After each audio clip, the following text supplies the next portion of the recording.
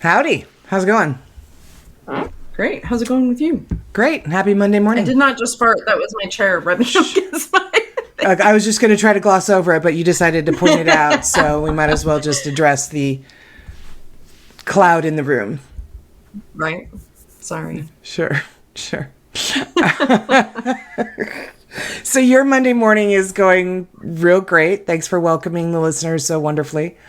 I'm here for you guys. Guys, welcome to this week's snack size episode. This time is my time. It's my turn. And I am going to tell you guys and you, Laura, about the New England vampire panic. Have you heard of this? What? No, I'm so excited. No, really? Oh, yes. Okay, great. All right. I love it when you haven't heard of something. Now I understand how you feel when you like to surprise me. Okay. So it was a scene that only Dracula and his blood-splattered ilk could love. In the 18th and early 19th century, New Englanders were gripped by a vampire panic. In desperation, they began dismembering suspected vampires in hopes of driving off the terror and death that had threatened to upend their lives. But how did vampires come to invade the newly created United States? So it actually kind of all began in a few unfortunate New England villages as tuberculosis, which was then called consumption, ravaged entire families and communities. This bacterial lung disease, which spread easily among family members, had horrid symptoms, giving feverish sufferers an ashen appearance and sunken eyes. In some cases, blood would drop from their mouths. So it was a very slow and painful death, almost as if the life was gradually being drained out of them. It earned the name consumption for the way it caused dramatic weight loss.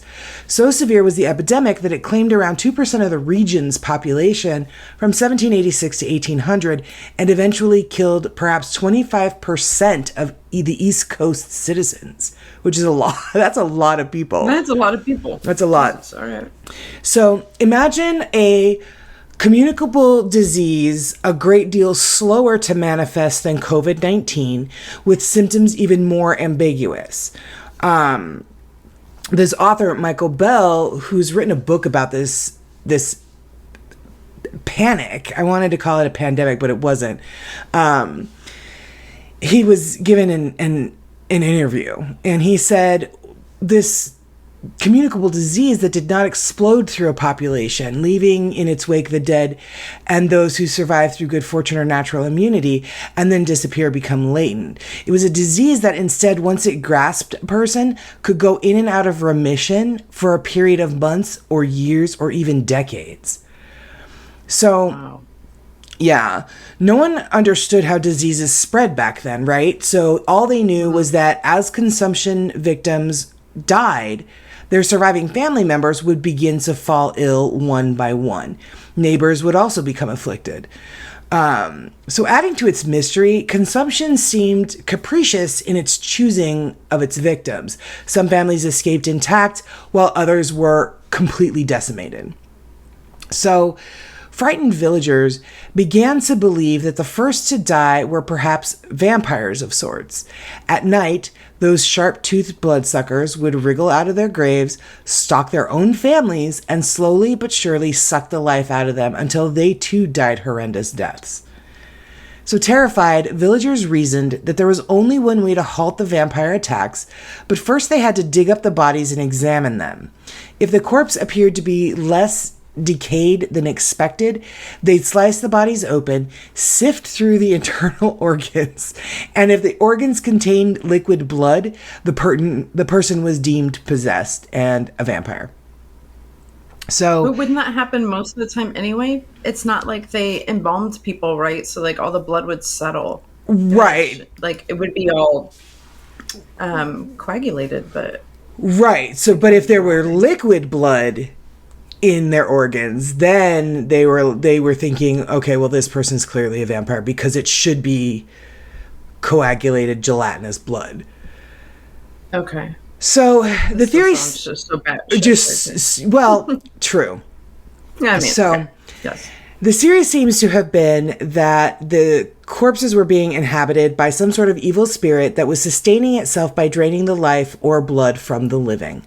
This spiritual possession had to be destroyed, and the evil bond between the living and dead needed to be broken, usually by burning the infected organ and sometimes feeding the ashes to those who were ill.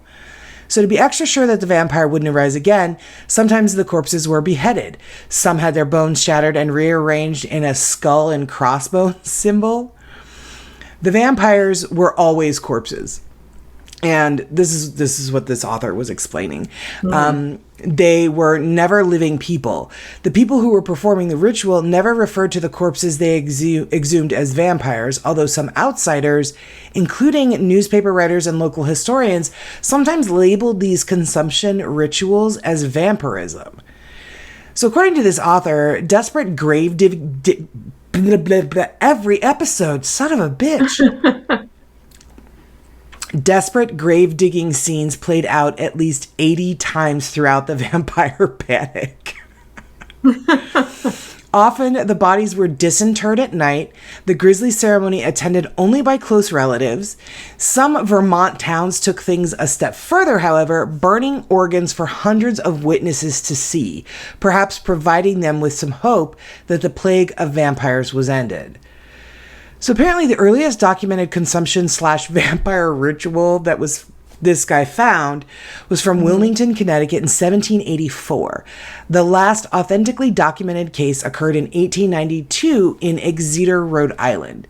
So these dates coincide with the consumption epidemic in New England, which began to rise dramatically in the late 1700s and continued throughout the 1800s.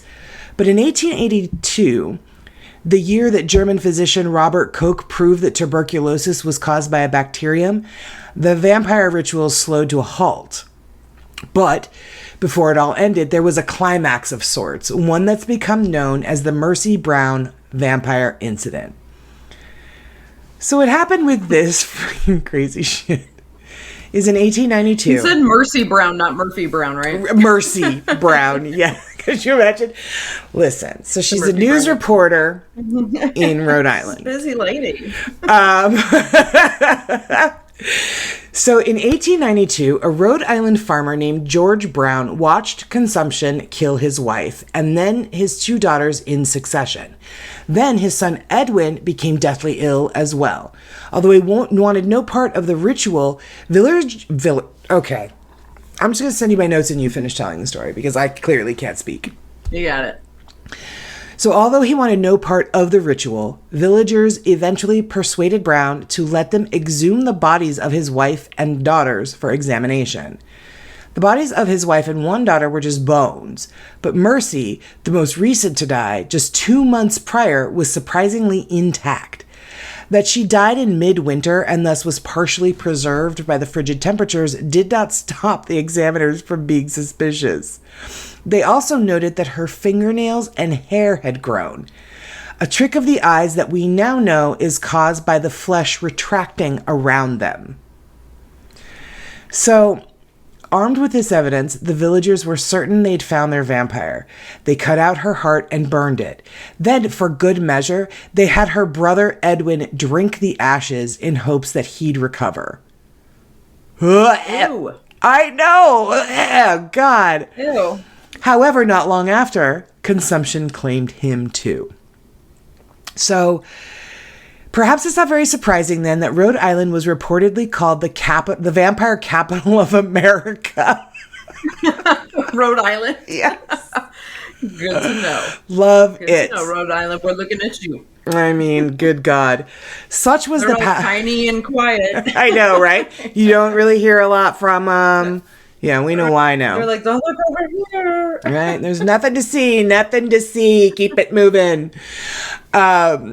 Such was the power of the Exeter vampire slayings that their stories carried across the Atlantic. According to some accounts, when Irish-born writer Bram Stoker, the author of the novel Dracula, died in 1897, witnesses say they found newspaper clippings of the Mercy Brown saga in his files. Wow. Right? And that is the New England vampire panic. That's a good one. Isn't that a crazy one? I was like, what is fucking happening? But it was so good. Just so good. So yeah. There's not a movie about this. I kind of am too, but maybe that's just Dracula. Maybe that's Bram Stoker's book. Maybe that's it. Right. So yeah, I'm glad you had never heard of it before. One of the podcasts that I listened to covered it. And then, as you know, guys, I just go through and I just Google search weird stories. And this one came up and I'm like, oh God. I also found another one that I did write for my next couple weeks. And I couldn't decide just now when we were getting ready to record which one I wanted to tell. So I went with this one. And so, yeah, what'd you think? I loved it. That was so great. Yeah. It's so really, funny. really good. Yeah. Yeah. And I'm such a fan of Bram Stoker's Dracula that I was pleasantly surprised about the end of that. So that maybe he had found out about it and it could have inspired him. I think was cool. Those wacky Americans. Right? Good God. Pretty much the same reaction most of them have now. Mm-hmm. I mean, at least we're consistent.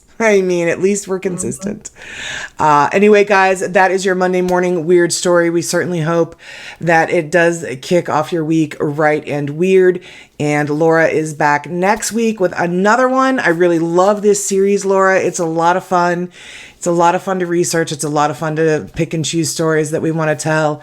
And yeah, the listeners. I love it too. You know what? Like I love the weird shit that I have learned. I know. And whether you're telling it or I'm telling it, I'm like, these are just, I don't know. I'm entertained. So entertained. Yeah. So anyway, guys, we hope you have a really wonderful week. We will see you on Saturday with a brand new episode. And then Laura's up next Monday with her weird story. Until then, stay safe out there because you never know who or what is listening. Bye, guys. Bye.